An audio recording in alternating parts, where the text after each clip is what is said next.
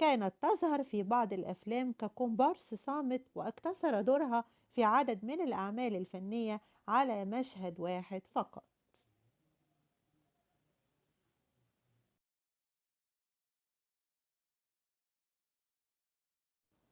ولقد تداول رواد منصات التواصل الاجتماعي مساء الأربعاء والذي يوافق 3 من شهر مارس لعام 2021 أنباء حول وفاة الفنانة مصرية الجنسية ليلى الإسكندرانية. وأيضا أعلنت العديد من الصحف الإخبارية المصرية المحلية عن خبر وفاتها، وارتفعت معدلات البحث حول من هي ليلى الإسكندرانية التي توفيت مساء اليوم، وتساءلوا أيضا عن سبب وفاتها. وابنها المكير علاء التونسي. توفيت الفنانة منذ 4 أيام، ولكن الخبر انتشر في الساعات الأخيرة فقط، ولا